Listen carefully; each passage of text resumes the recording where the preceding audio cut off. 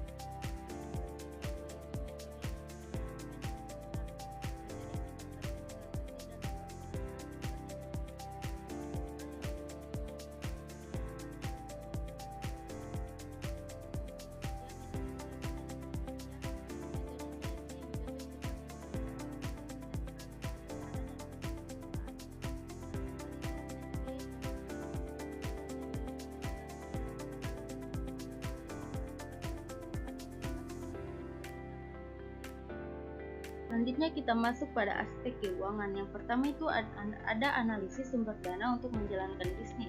Sumber dana utama dalam menjalankan usaha BK Laundry berasal dari dana pribadi pemilik. Untuk aspek keuangan ada analisis kebutuhan modal kerja, di mana di sini terdapat 3 poin komponen modal kerja, perkiraan biaya, serta keterangannya, di mana listrik di sini perkiraan biayanya ada sampai 500.000 tergantung insentif pemakaian mesin cuci dan pengering. Untuk air perkiraan biayanya ada sampai 200.000 untuk proses pencucian harian. Deterjen dan bahan kimia laundry sampai 300.000 seperti untuk deterjen, pewangi, sebenarnya dan suster. Untuk plastik kemasan perkiraan biayanya 200.000 untuk pengemasan pakaian bersih. Biaya transport perkiraan biayanya 150.000 jika layanan antar jemput diberikan. Untuk perawatan dengan mesin sampai 100.000, penggantian selang 1,5. Gaji karyawan 4.500.000 jika mempekerjakan berbagai pegawai karyawan tetap. Biaya lain-lain 100.000 untuk pengeluaran kantor juga.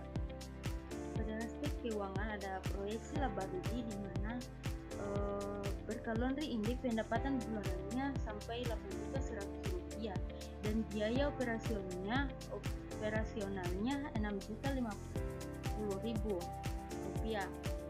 Untuk rumus laba rugi adalah sama dengan pendapatan kurang biaya. Pendapatan bulanannya kan 8.100.000, nah dikurang 6.050.000 maka menghasilkan 2.050.000. Untuk proyeksi arus kas, pendapatan yang pertama itu pendapatan tahunan, sama dengan tadi rumusnya pendapatan bulanan dikali 12 bulan sampai menghasilkan 97.200.000. Untuk biayanya itu pendapat bulanan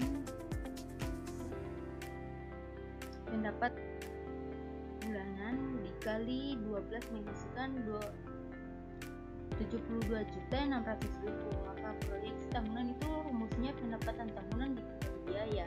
Untuk anunya 97.200.000 dikurang 72.600.000, jadi 97.200.000 dikurang 72.600.000 menghasilkan 24.400.000. Selanjutnya untuk proyeksi neraca, di sini terdapat ada asetnya. Untuk aset itu ada kas, persediaan bahan laundry, total aset lancar, mesin cuci, mesin pengering, setrika uap dan peralatan, perlengkapan pendukung, renovasi dan instalasi, total aset tetap. Sehingga untuk kas hasilnya 6.500.000, untuk persediaan bahan laundry hasilnya 200.000, total aset lancar 6.700.000, mesin cuci 8 juta, mesin pengering 10 juta, setrika uap dan peralatan 2 juta, perlengkapan pendukung 1 juta, renovasi dan instalasi 1.500.000, total aset tetap 22.500.000, sehingga total aset keseluruhannya itu ada 29.200.000. Untuk kewajiban dan ekuitasnya itu utang usaha tidak ada, pinjaman juga tidak ada, dan total kewajiban juga tidak ada. Yang ada itu hanya modal pemilik awal dengan jumlah 27.150.000, laba berjalan 2.050.000, total ekuitas 29.200.000, sehingga total kewajiban dan ekuitas itu 29.200.000. Untuk modal pemilik awal itu selanjutnya itu ada analisis tingkat pengembalian bisnis. Tadi sudah jelaskan bahwa modal pemilik awal itu 27.150.000. Laba berjalan bulan pertama 2.050.000. Untuk formula ROI-nya itu rumusnya adalah laba bersih tahunan dibagi modal awal kali 100%. Estimasi laba tahunan itu rumusnya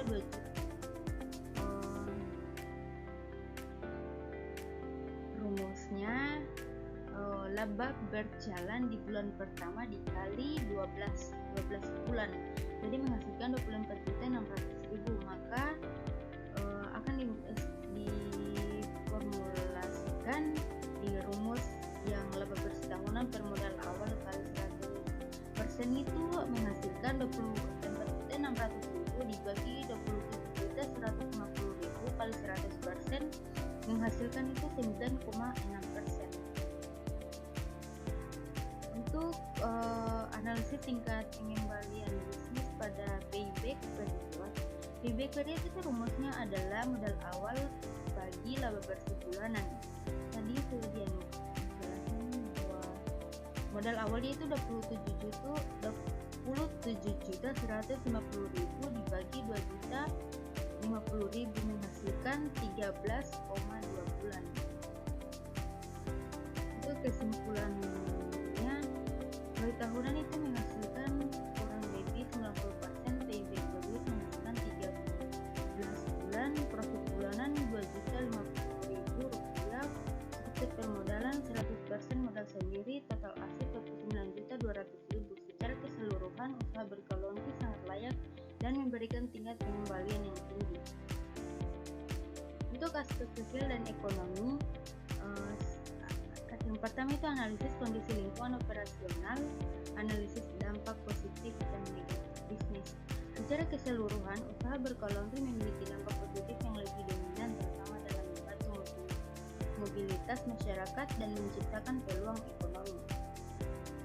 Namun dampak negatif tetap perlu dikelola melalui pengelolaan limbah yang baik, penggunaan bahan lingkungan, serta pemeliharaan mesin secara rutin agar operasional tetap efisien dan tidak menimbulkan gangguan bagi lingkungan sekitar.